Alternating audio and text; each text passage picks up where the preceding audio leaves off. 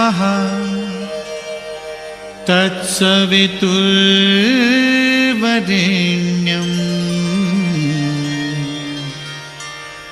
भर्गो देवस्य धीमहि धियो यो नः प्रचोदयात्।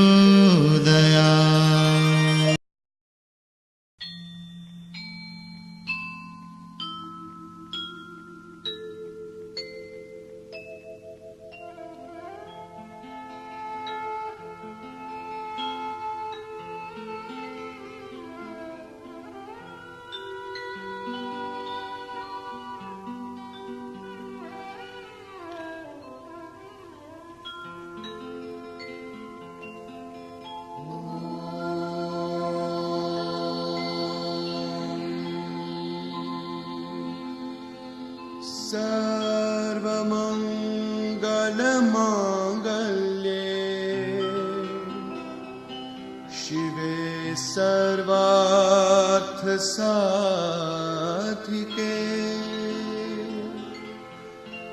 शरण्ये त्र्यंबके गौरी नारायणी नमोस्तुते।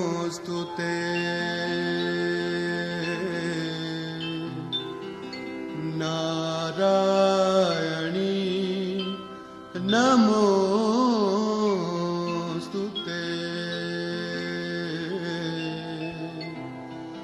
नारायणी नमोस्तुते।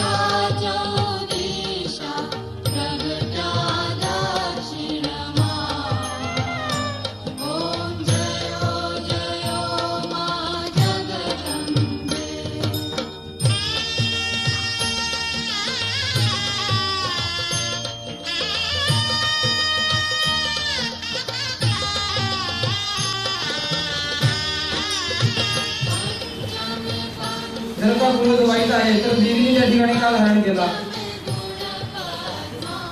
अधर्म सुद्धा जर का वाईट आहे तर तो परमेश्वराने निर्माण का केला? अशा प्रकारचे प्रश्न जे आहेत हे सामान्य जनतेच्या मनामध्ये निर्माण होत असतात.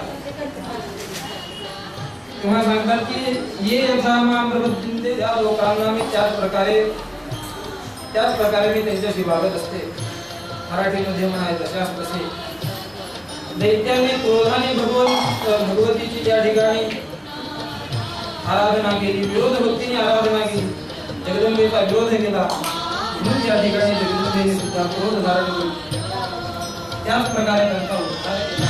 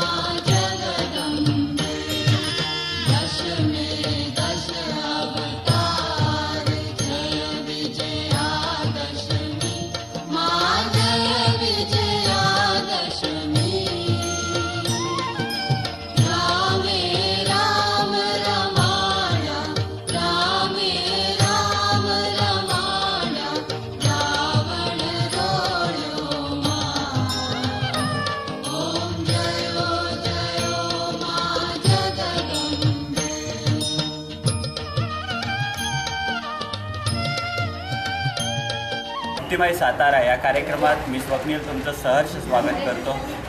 आज आपण आलो आहोत साताऱ्यातील देवी चौक या परिसरामधील कासार देवीच्या मंदिरामध्ये.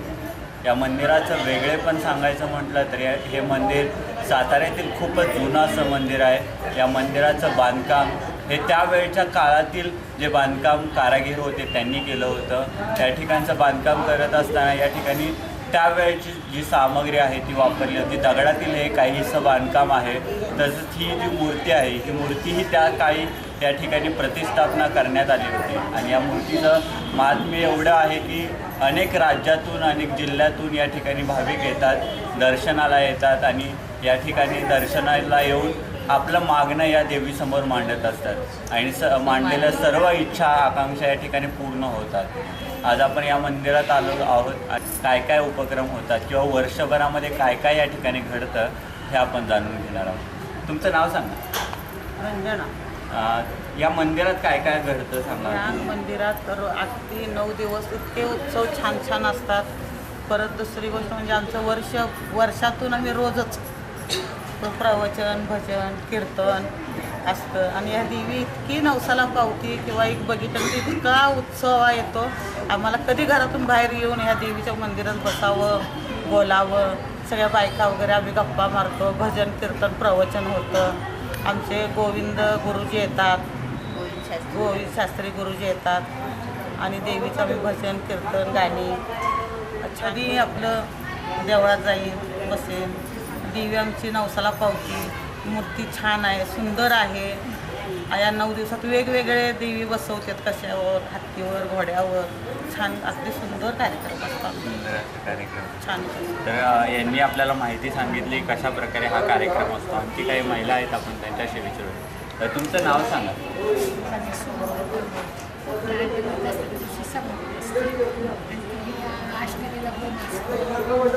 भजन असतं, संध्याकाळी असतं. मगाशी पाहिजे गोंधळ जोगवा म्हणतात तुम्ही. थोडंसं दाखवणार आमच्या श्रोत्यांना. सगळ्यांनीच म्हणूया आपण.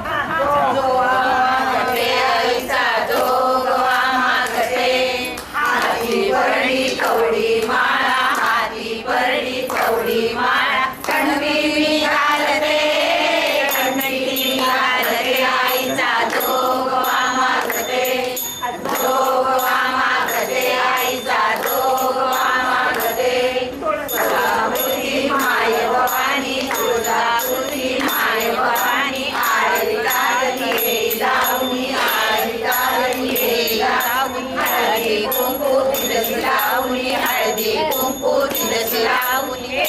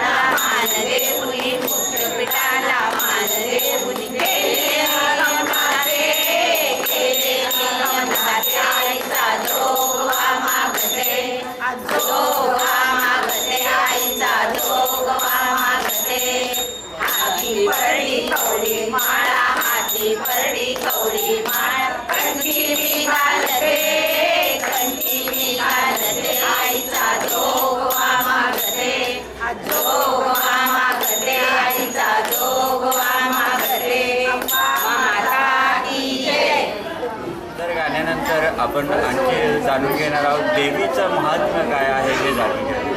देवीचं महात्म्य काय सांगा, तुम्ही कोणकोणती देवीची मंदिरं पाहिलेली आहेत आणि काय काय वाटतं तुम्हाला साताऱ्याच्या मंदिरात? कोल्हापूरचं पाहिजे, तुळजापूरचं पाहिजे, औंध पाहिजे, चंद्रेची देवी पाहिजे, माहुळगड नाही, आणखीन सप्तशृंगी पाहिजे, चतुर्शिंगी, जोगेश्वरी, भवानी. आदिशक्ती देवता म्हणून देवीला म्हटलं जातं तर, आणि प्रत्येक संकटाच्या वेळेस धावून येणारी देवी असते. तर काय सांगा तुमच्या आयुष्यामध्ये अशा माझ्यासाठी देवी धावून आलेली आहे. माझे खूप ॲक्सिडेंट झाले, आजारपणं झाले, पण त्या वेळेला देवीनं मला तारलेलं आहे आणि असे उभी केली. म्हणजे अगदी जन्म झाला तसं बाळ कसंही असतं तसं मला त्यातून तारलेलं आहे. हां, अख्खं वर्ष मी असं झोपून काढलेलं आहे आणि मला म्हणजे अगदी तान्ह्या बाळासारखं आज या महिन्यात तुळशी लावा, परत उठून बसवलं, हे केलं आणि त्याच्या कृपेने मी आत्तापर्यंत एवढी तरलेली आहे आणि ती अजूनही माझ्या पाठीशी आहे आणि तार. असंच आशीर्वाद सर्वांवरती असावीच हीच आपल्या अपेक्षा. तुम्ही काय सांगाल तुमच्या आयुष्यामध्ये अशी काय घटना घडली किंवा तुम्हाला या देवीच्या मंदिराविषयी काय वाटतं? या देवीच्या मंदिराविषयी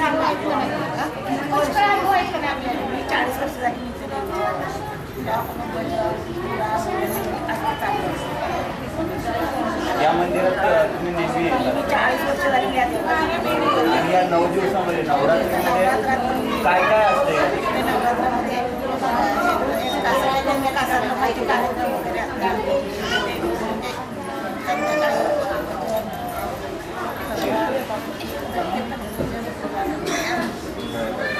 आणि आज 8वा दिवस आहे आणि आज 9वा दिवस आहे. तर आज पोळ्या असतात. हो, आज पोळ्या असतात. तुमच्या घरी बनवतात? हो. काय 9 दिवसामध्ये आज का पोळ्या केल्या जातात काय सांगाल का? आम्हा नैवेद्याचं.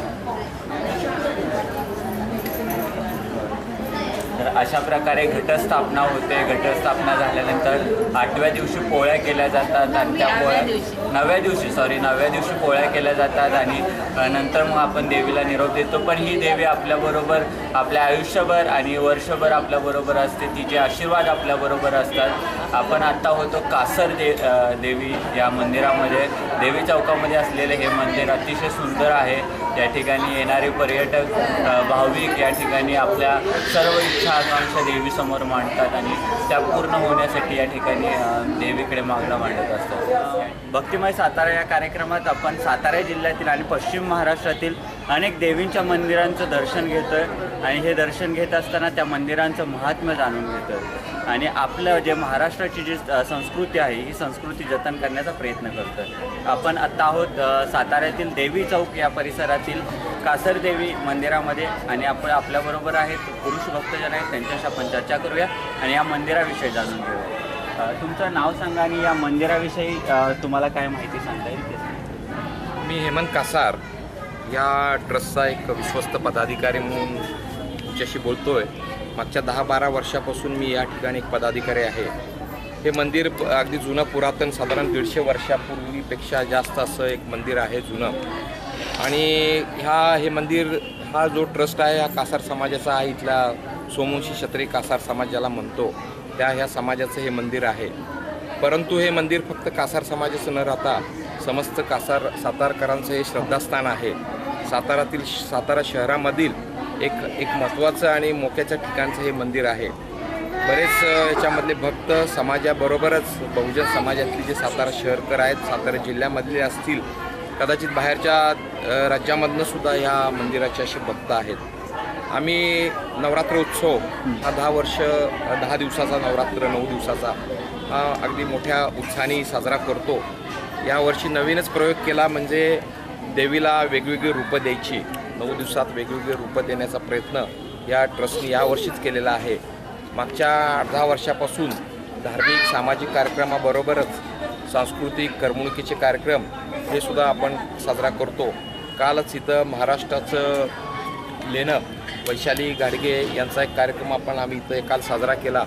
अशा पद्धतीनेच एक समाजाला किंवा सर्व जे मंडळी आहेत त्यांना कुठंतरी एक आनंद द्यायचा, एक समाज प्रबोधन करायचं, थोडंसं धार्मिकसुद्धा त्याचं महत्त्व दाखवायचं, नवीन पिढीला वेगळ्या पद्धतीने ह्या कला आणि हे सगळं पूर्ण जे धार्मिक त्याचं जे काय आहे अधिष्ठान याचा परिचय करून देण्याचा प्रयत्न हा ट्रस्ट करत आहे.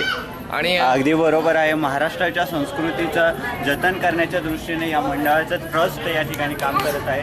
मंडळ या मंदिराला असलेलं आध्यात्मिक रूप जतन करण्याचा प्रयत्न करत आहे. या मंदिराला खूप वर्षापासून या मंदिराचे जे बांधकाम आहे, खूप वर्षाचं प्राचीन काळाचं मंदिर आहे हे. आणि या मंदिराचं बांधकाम आपण पाहिलं तर काही दगडामध्ये आहे, काही जुन्या लाकडांमध्ये आहे आणि या मंदिराची आकर्षक मूर्तीही आपण पाहिलेली आहे. आणखी काही भक्तजन आहेत, त्यांना विचारूयात या 9 दिवसामध्ये कशा प्रकारे हा सण साजरा केला जाता है. और इस मंडल में आपका नाम बताइए और इस मंदिर में 9 दिन की पूजा किस तरह मनाई जाती है बताइए. मेरा नाम नितिन भास्कर कोताले है. या मंदिर में अभी फ़िलहाल इसी साल हमने 9 दिन अलग अलग रूप देवी को दे दिए हैं. पहले दिन हमने देवी को रेणुका करके ऐसा एक रूप दिया था. दूसरे दिन हमने तुलजा भवानी करके रूप दिया था. तीसरे दिन उसको मोर के ऊपर बिठाए थे. अभी कल हमने उसको सरस्वती का रूप दिया था. आज हमने पद्मावती का रूप दिया. ऐसे 9 दिन के 9 अलग अलग रूप उसको दिए हैं. ये इसी साल पहले हम चालू किया हमने उसको. अभी 9 दिन का जो प्रोग्राम है वो अलग अलग अलग अलग प्रोग्राम ने आयोजित किए उसके लिए. और ये जो भी आप देख रहे हैं आज का रूप, ये पद्मावती का रूप हमने आज दिया हुआ है. आज कल अभी दसरे का दिन जो है उस दिन हमने उसको हाथी के ऊपर उसको बिठाएंगे अभी, और वो एक अलग सा रूप रहेगा. हमारी वही कोशिश ज़्यादा से ज़्यादा रहेगी. तुमचं नाव सांगा आणि या 9 दिवसात कशा प्रकारे सण साजरा करता. मी अमर रांगोळे या ठिकाणी ट्रस्टी म्हणून काम करत आहे. या संस्थेच्या माध्यमातून आम्ही सर्व समाजाला 9 दिवस वेगळ्या प्रकारे आनंद देण्याचा कार्यक्रम साजरा करतो. या ठिकाणी जी संध्याकाळची 7 वाजताची जी आरती असते ती विशेषतः या ठिकाणी फार वातावरण उत्साही असतं. त्यानंतर या देवीची जी पूजा बांधणी आहे ते आमचे मित्र नितीन खुटाळे दररोज वेगळ्या वेगळ्या पद्धतीने करत असल्यामुळं भाविकांची संध्याकाळी गर्दी प्रचंड असते. या ठिकाणी मंगळवार शुक्रवार दिवशी आणि नेहमीप्रमाणे रोजच्या रोज ओटी भरण्याचा देखील कार्यक्रम होतो. या ठिकाणी जो अष्टमीचा जो कार्यक्रम आहे तो विशेषतः म्हणजे सर्व पौराणिक पौराहित्यांच्या साह्यानं केला जातो. ती पण एक या संस्थेची मोठी खासियत आहे. ही संपूर्ण देवी सगळ्यामध्ये कामकाज करते आणि या ठिकाणी येणाऱ्या प्रत्येक भाविकाला त्याच्यापासून अनेक लाभ झालेले आहेत. अशा या मंदिरापासून आज समाज बांधवांचं आणि त्याचप्रमाणे इतर अनेक समाज घटकांचं देखील परिवर्तन होत आहे. श्रद्धास्थान म्हणून जर म्हणालात तर साताऱ्यात असणारे एकमेव हे असं संस्थान आहे की जे अजूनही पुराणं आणि असूनही या ठिकाणी येणाऱ्या भाविकांची श्रद्धा ही वाढतच चाललेली आहे. दिवसेंदिवस वाढत असणाऱ्या या श्रद्धेमुळं या ठिकाणी आता आज दीपोत्सवाचा देखील एक कार्यक्रम करण्यात आलेला आहे. या ठिकाणी ज्या काही सांस्कृतिक किंवा सामाजिक कार्य करण्याच्या ज्या काही गोष्टी घडत असतात त्या आम्ही सर्व एकमेकांच्या विचारानं करत असतो. या ठिकाणी सर्वांना आनंद देण्यासाठी निरनिराळे कार्यक्रम केले जातात आणि त्यामुळे सर्वजण या ठिकाणी आनंदी उत्साही आणि सगळ्यात महत्त्वाचं म्हणजे या ठिकाणी लहान मुलांपासून महिला वर्ग पुरुष वर्ग या ठिकाणी भरपूर प्रमाणात सहभागी होतात. माझे विश्वस्त आणि आमच्याबरोबर असणारे सहकारी यांच्यामुळे हा कार्यक्रम यशस्वी होतो. धन्यवाद. तर अशा प्रकारे या 9 दिवसामध्ये हा कार्यक्रम या ठिकाणी चालतो आणि या वर्षभरामध्ये मंगळवार असो किंवा शुक्रवार असो या दिवसांमध्ये सुद्धा या ठिकाणी देवीच्या मंदिरामध्ये पूजा केली जाते आणि ही पूजा करत असताना साताऱ्यातील भरपूर लोक या ठिकाणी या मंदिरातील पूजेसाठी या ठिकाणी येत असतात. आज 9वा दिवस आहे, 8वा दिवस आहे आणि आज दीपोत्सव या मंदिरामध्ये होतोय. तोही आपण पाहणार आहोत. तत्पूर्वी आपल्याबरोबर काही आणखी भक्तजन आहेत, त्यांच्याशी आपण चर्चा करू. तुमचं नाव सांगा. आणि डॉक्टर संजीव पालकर.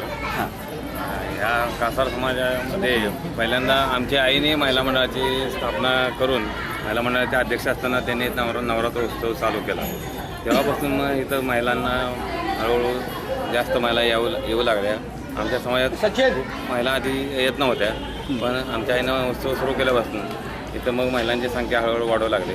त्यानंतर मग नवरात्र उत्सवाचे स्वरूप बदलत गेले, सांस्कृतिक कार्यक्रम जास्त होऊ लागले, तर करमणुकीचे कार्यक्रम होऊ लागले, आणखी सामाजिक कार्यक्रम होऊ लागले. अशा तऱ्हेने नवरात्र उत्सवात खूप आनंद आणि भरभराटीमध्ये होतो आणि विविध प्रकारच्या स्पर्धा वगैरे होतात, रांगोळी स्पर्धा होतात, पदार्थाचे स्पर्धा होतात. आमचे हेमंत कासार रांगोळी वगैरे हे सगळे ट्रस्टी मंडळी खूप महिनाभर इथं झटत असतात. नितीन घोटाळे आहेत तरुण मंडळ आता त्यांनी हा नवीन उपक्रम चालू केला की देवीला दररोज नवीन रूपात देवी बघायला मिळते लोकांना. कोल्हापूरची जशी महालक्ष्मीची पूजा असते तसं इथं आपल्या इथं पूजा मानली जाते.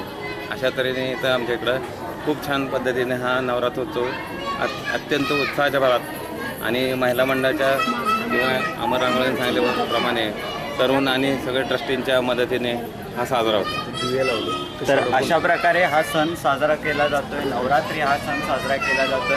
आता आपण होतो कासार देवी मंदिरात. या कासार देवी मंदिराची आपण आकर्षक मूर्ती पाहिली, लोकांशी चर्चा केली आणि आता आपण दीपोत्सव पाहणार आहोत आणि मंदिराविषयी जाणून घेणार आहोत. व्हिडिओ जर्नलिस्ट विशाल बरोबर स्वप्नील, देवी चौक, सातारा.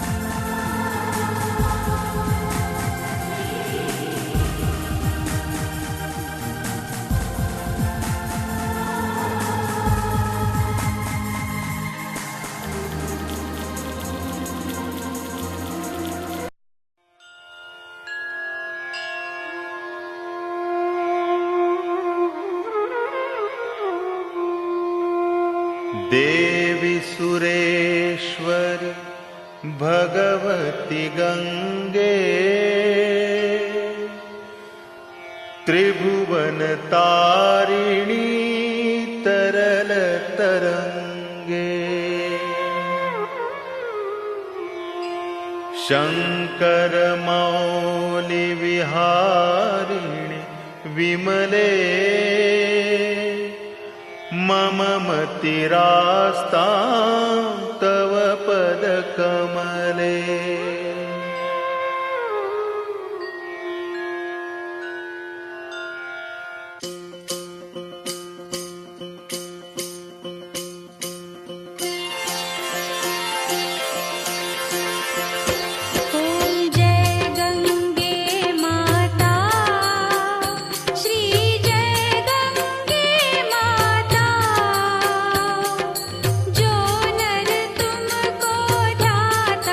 जो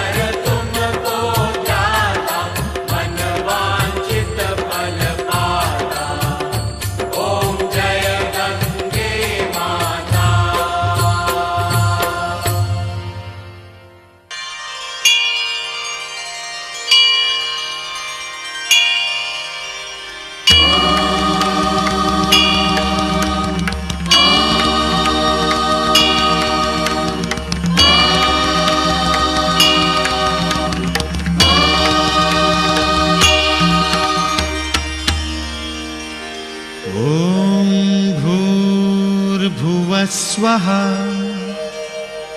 तत्सवितुर्वरेण्यम् भर्गो देवस्य धीमहि धियो यो नः प्रचोदयात्।